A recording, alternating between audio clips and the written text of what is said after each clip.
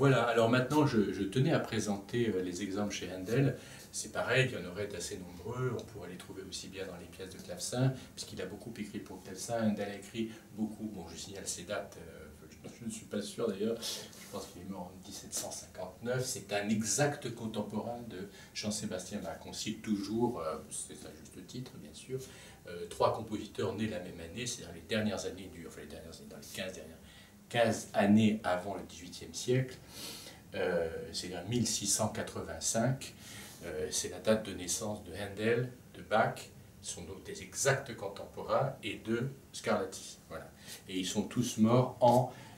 alors Bach est mort en 1750, Handel je crois que c'est 59, il faudra vérifier, et Scarlatti je ne sais pas exactement. C'est dans les mêmes zones. Donc ce sont des compositeurs vraiment de la première moitié du XVIIIe siècle.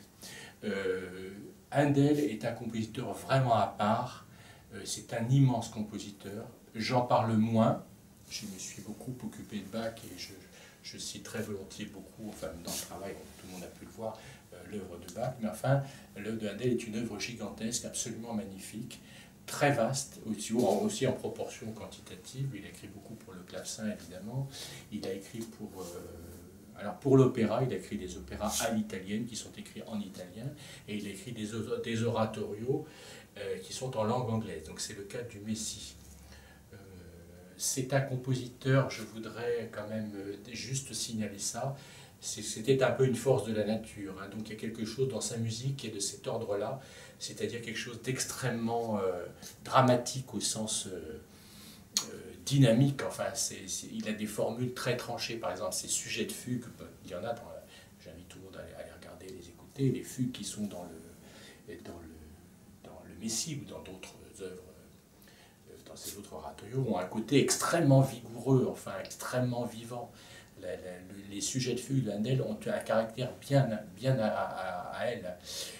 C'est pas les fugues de Bach qui sont aussi extrêmement vivantes, extrêmement belles, c'est pas moi qui vais dire le contraire, mais il y a quelque chose chez Handel, il y a toujours, si j'ose dire, un geste, quelque chose de l'ordre du geste emporté qui balaye un peu tout sur son passage, hein. C'est un petit peu ça.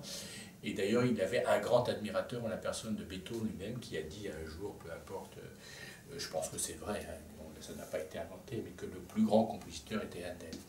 Je pense je ne vais pas me permettre de remettre en cause ce qu'il dit, je pense qu'il pensait ça de Bach aussi. Mais enfin, je pense que Beethoven a été, surtout jeune, fasciné par la force de Handel. Son côté, oui, fort, il n'y a pas à dire, ce côté force de la nature, et dans le moindre air, il y a des airs extrêmement doux, hein, j'ai loin de moi l'idée de dire le contraire, mais le moindre air du Messie a un côté gestuel, si j'ose dire, expansif, enfin très dramatique au sens juste du terme. Voilà. Bon, je termine là-dessus. En voilà un exemple. Alors là, je vais peut-être avoir du mal à jouer au piano, parce que je crois qu'on s'en mêle un peu les doigts dans tout ça. Mais voilà une formule ici, je vais peut-être le détailler un tout petit peu, je vais simplement le jouer de manière simplifiée. On a, oui c'est un geste, déjà ça, rien que l'allure de la partition, on a des violons ici qui se lancent à mi-la. Bon, mi-la, c'est tout à fait normal d'avoir mi-la.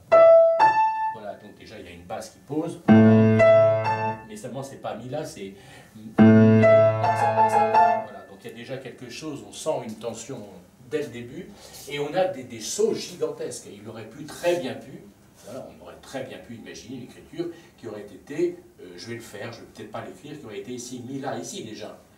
Et parce que c'est la même voix qui chante, qui descend, mais alors qui se fait un saut gigantesque, qui remonte, enfin bon, ça c'est la geste handélienne, on pourrait dire. Hein. Mais il aurait très bien pu écrire, je vais le faire, ça va avoir un caractère beaucoup plus mi-la, et puis pas broder cela, mais la, cela, cela. Pas obligé de le faire musicalement, écrire mi, la, do, si, c'était très bien, hein. Voilà. Do, si, c'est-à-dire réduire ce la, cela à une noire pointée. Je l'écris juste en petit pour montrer que cet air aurait pu être tout à fait différent. Mi, la, do, si, mi, la, ré, do. Voilà, on a un petit peu comme deux voix, l'une qui dit mi, la, l'autre fait do, si. Ré, do, j'invite tout le monde à bien écouter ça sur do, si, ré, do, fa, mi, il est là, fa, mi, mais tout ça monte, donne presque un peu le vertige. Alors attention d'ailleurs, ce que j'ai écrit, ces petites liaisons, là n'est pas une liaison, c'était simplement pour montrer le statut de ces deux notes basses différenciées de ces notes hautes. Alors qu'en fait, dans une mélodie, il aurait très bien pu quelque chose qu'il n'y aurait pas eu de différence, il y aurait simplement un genre de petit arpège. Voilà. Je ne sais plus ce que je voulais dire, ça va me revenir. Oui, simplement, voilà, c'est ça, je les enlève, parce qu'en plus de ça, ce n'est pas écrit sur la partition, non, bien sûr, si, c'est écrit. Ah ben voilà, c'est écrit. C'est que non seulement ça, mais il ne faut surtout pas lier, il écrit des petites, il n'écrit pas des points, oui, enfin, c'est des petits traits comme ça, qui indiquent évidemment leur détaché. Donc on a vraiment ça, hein. On a ça au mi, voilà. Et la basse, c'est facile à voir, la basse suit cet élément-là. On pourrait presque réduire, d'ailleurs, on peut s'amuser à le faire, la musique à ça. Ça, pam, pam, pam, pam. À ça, on pourrait le faire. Ici, il y a un peu plus de notes, on passe, il y a une liaison, mais on retrouve ce débit ici. Alors là, on le retrouve un petit peu en tam, pam, tam, pam. Et je montre ça, j'en viens au fait, je montre ça, évidemment, on le remarque pour ça. Pour l'élément qui part d'ici, et qui aurait un Do, d'ailleurs il y est, j'ai pas tout écrit parce qu'il y a des voix en plus évidemment, un Do ici, qui fait que voilà. Alors, je le dis, hein, ce Do ici, la Do fait allusion à l'accord La Do Mi, mais c'est La Do Ré, ce Ré est en plus, mais là on a bien la sixte. C'est comme si, je reviens avec mon comme si, il y avait un accord de tonique. Je le vérifie précisément parce que je ne veux pas dire des bêtises. Pardon. Je regarde, oui c'est bien un Do, d'accord, c'est bien un Do. Mais ici ce serait, enfin c'est pour le coup, c'est pour de bon vraiment ça j'y tiens, j'attire l'attention, c'est un accord de sixte sur la dernière croche, le Fa, Mi qu'on a ici, Fa, Mi, mais ce Fa, c'est bien la sixte qui va entraîner une autre sixte. Alors les voilà mes sixtes, j'en reviens, c'était une exemplification, 6, 6, puis 6, 6, puis 6, 5 évidemment. Donc on l'a bien ici. Je fais remarquer que l'élément rythmique, qui est un élément très succinct, qui est que finalement c'est comme si j'avais un silence, c'est comme si, encore une fois, j'avais un silence sur toute la mesure. Ça n'étant purement qu'un geste, je parlais de geste. Mi, la, sol, la, sol, la, je l'enlève, j'entends. Do, si, de, ré, do, fa, mi, et là, nous, fa, mi, si, la, et là, la, sol, je chante, d'accord. On peut donc pratiquement réduire cette musique à ces éléments-là. Voilà.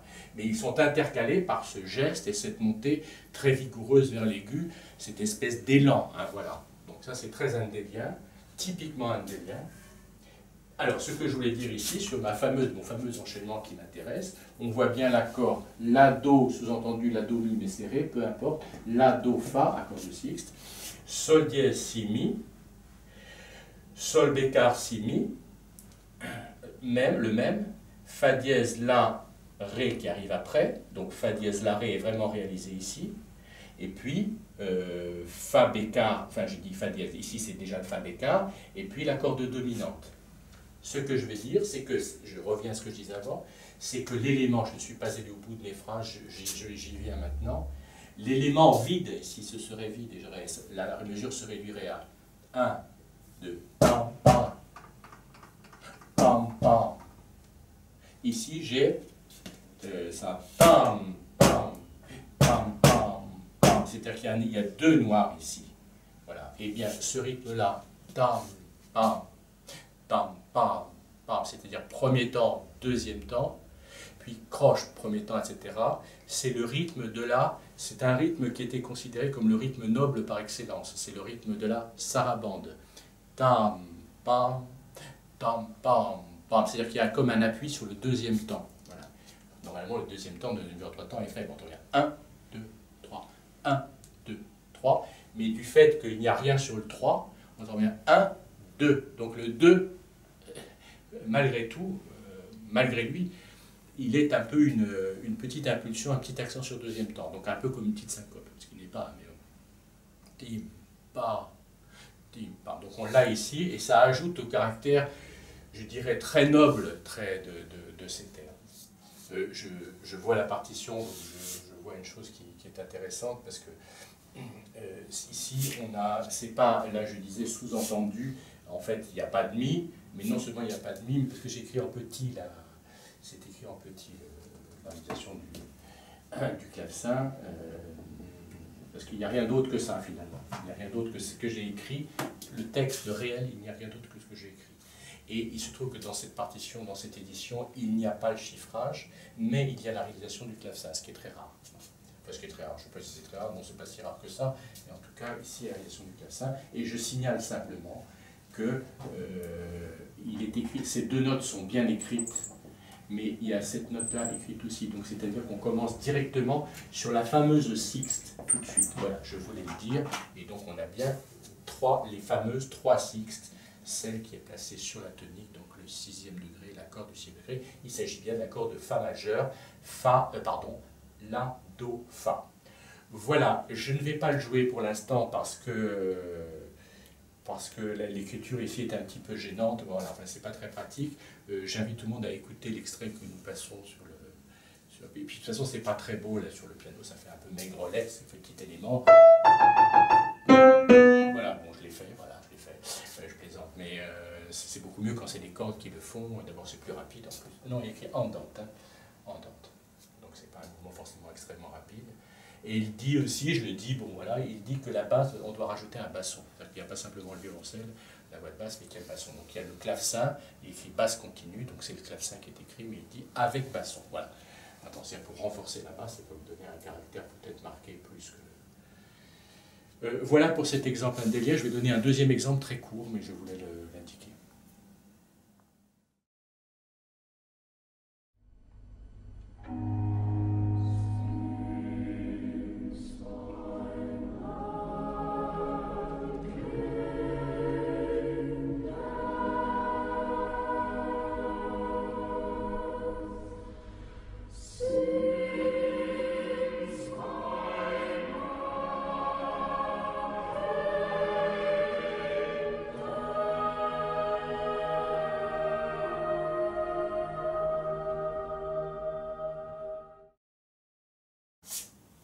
Alors me voilà arrivé à mon deuxième exemple de Handel.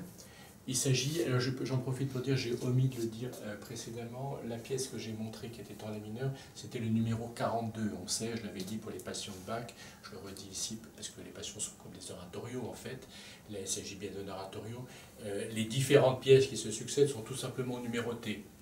Donc la pièce précédente était la pièce 42, là c'est la pièce 46 et c'est un chœur.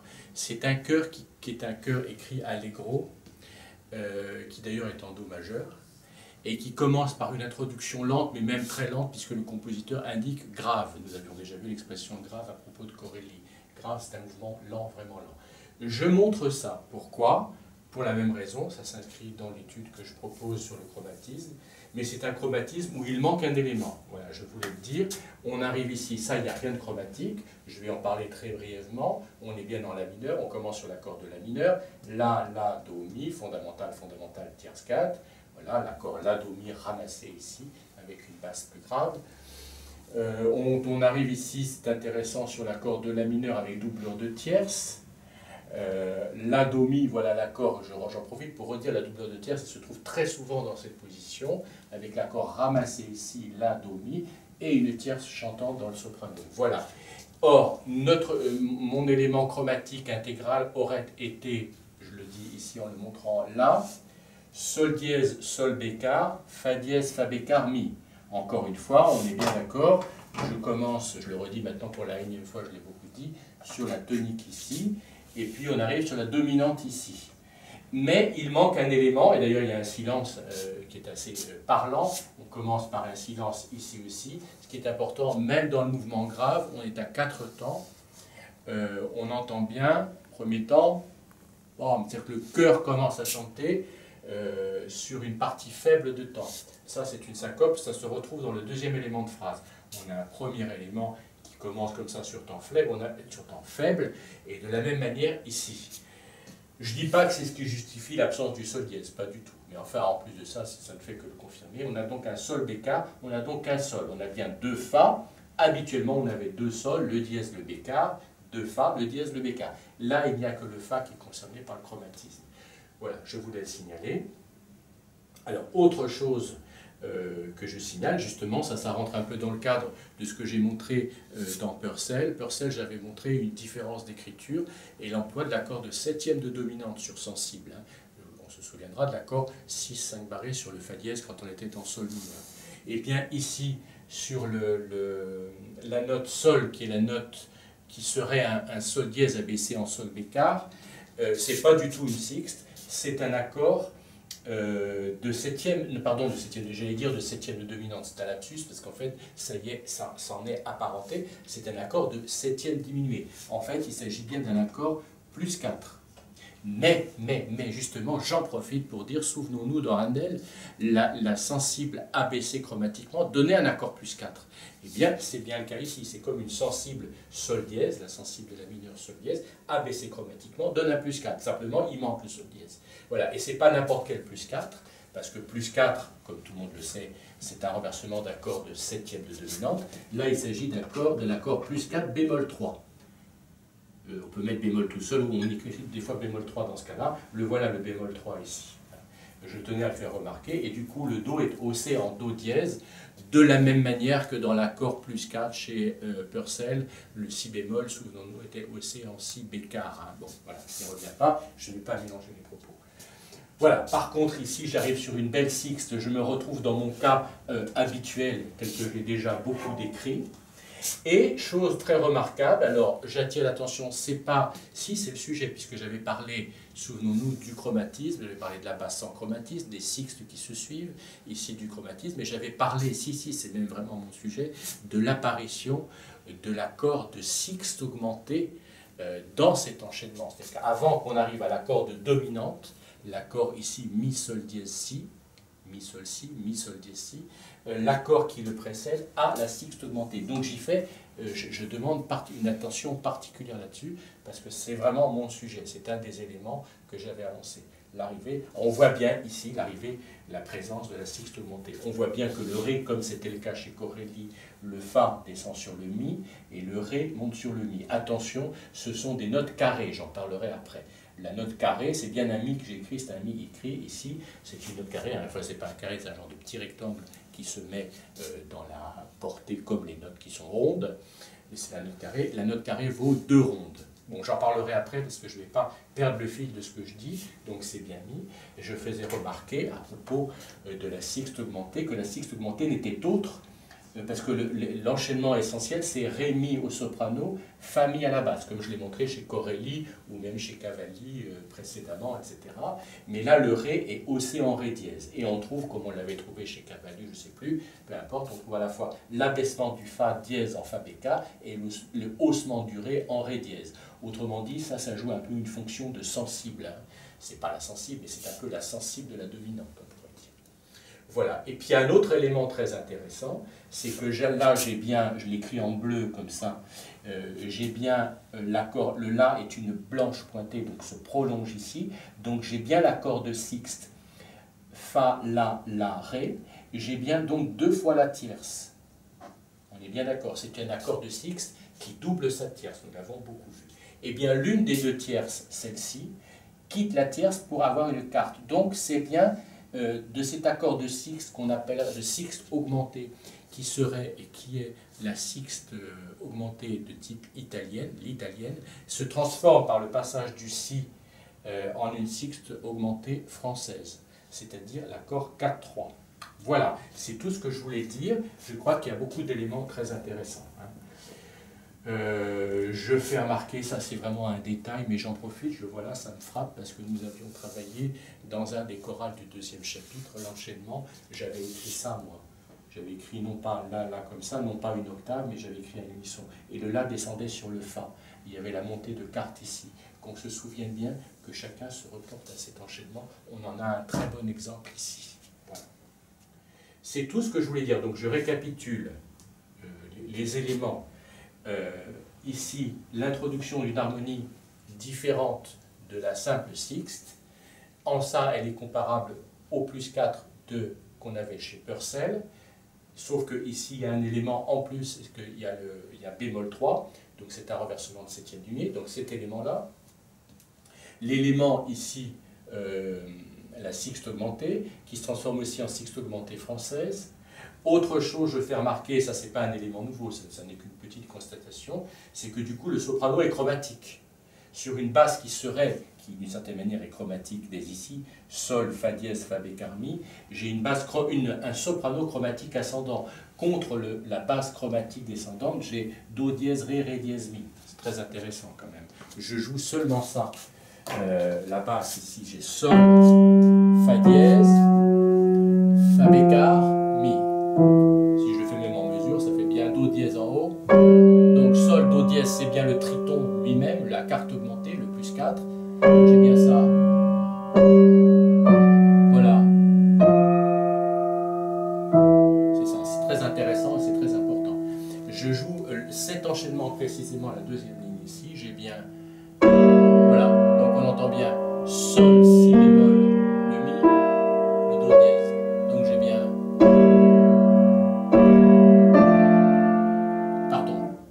Pardon, je recommence. J'ai fait tout de suite le fa bécard, on l'aura remarqué, c'était fa dièse. Pardon, je sais pas où j'avais la tête, donc je recommence. Sol, si bémol, mi, do dièse. Voilà, fa dièse. Changement de position, je ne l'ai pas dit, je le dis là. C'est-à-dire que l'alto, qui est ré, qui double la sixte, je le dis quand même, je prends le temps de le dire. J'ai ici une doublure de sixte. Pardon, j'ai 6-6, un accord de sixte avec doublure de sixte. Mais le ré monte sur le la pour doubler la tierce, de manière à laisser la place à la quarte sans que la tierce manque. Bon, de cette manière, c'est ça dont il s'agit. Donc je rejoue, pardon de mes allers-retours, je rejoue sol, si bémol, mi, do dièse, je tape bien, donc premièrement, voilà, sixte doublé. Maintenant, j'ai deux choses qui se passent, j'ai le ré qui monte sur le la, j'ai le fa qui devient fa bécard, j'ai le ré qui devient ré dièse. Voilà, et j'arrive sur une quarte sixte, pardon, le si qui passe, et la résolution avec broderie de la résolution. C'est-à-dire que ça c'est une quarte sixte qui se résout sur l'accord, mais qui brode. Voilà, j'ai été un tout petit peu confus, je recommence encore une fois. Je redis, je parle beaucoup, mais c'est un petit peu mon rôle aujourd'hui. Voilà, je le refais. Donc, j'ai bien l'accord sol plus 4 bémol 3. Voilà, il se répète. Je vais sur l'accord de sixte, fa dièse chiffré 6, avec la doublure de sixte. Voilà, ré, ré, alto, soprano. Maintenant, j'ai deux transformations. Le ré monte sur le la, le ré de l'alto monte sur le la, chromatisme en haut, chromatisme en bas. Puis passage. Voilà, j'espère m'être fait comprendre. Je parle peut-être trop pendant que je joue. Voilà, avec la broderie de la résolution. J'ai ici une quarte sixte qui se résout sur la corde dominante, mais sa résolution est brodée. Voilà, donc maintenant j'essaie de moins parler cette fois-ci et de le jouer.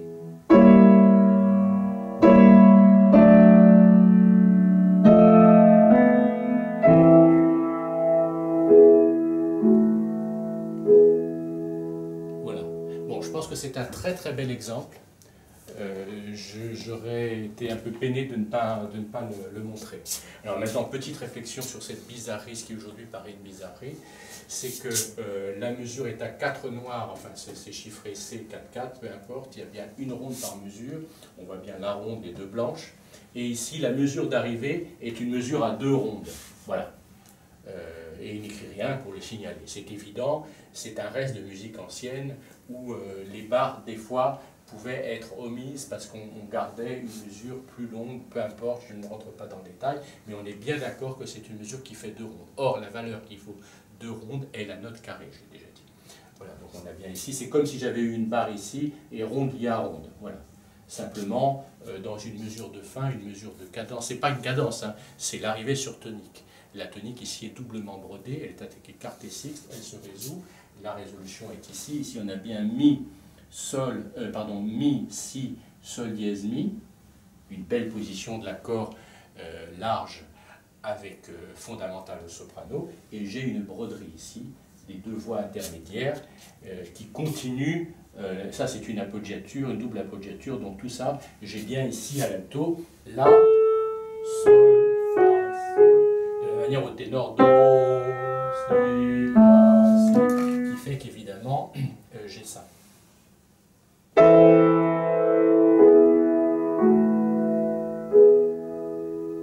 Voilà. Et c'est un repos sur dominante qui conclut. Ça aussi, c'est très intéressant d'avoir des pièces. Évidemment, ça, c'est pas une pièce, c'est juste une petite introduction dans un mouvement lent. Mais il y a des préludes chez Bach qui finissent comme ça, qui ne finissent pas sur la tonique, mais qui finissent sur la dominante en suspens. Voilà.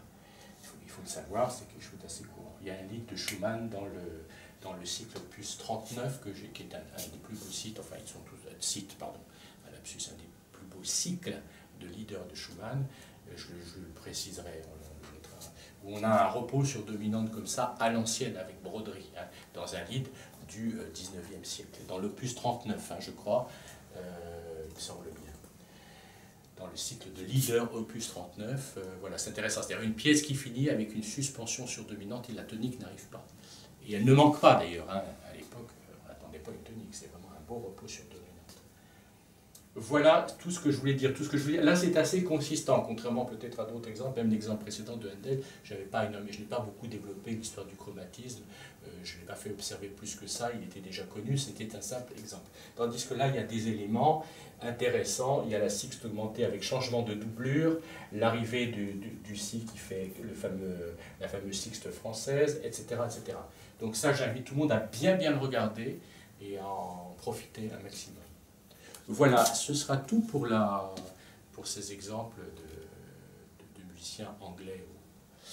Et la prochaine fois, nous passerons aux exemples extrêmement intéressants qu'il y a chez Pergolèse et évidemment chez Bach, où Bach prendra sans doute pas mal de place, c'est-à-dire de temps en vidéo, parce que les exemples sont nombreux, très intéressants. J'en parlerai en temps voulu. Voilà, merci de l'attention de tous et bon travail.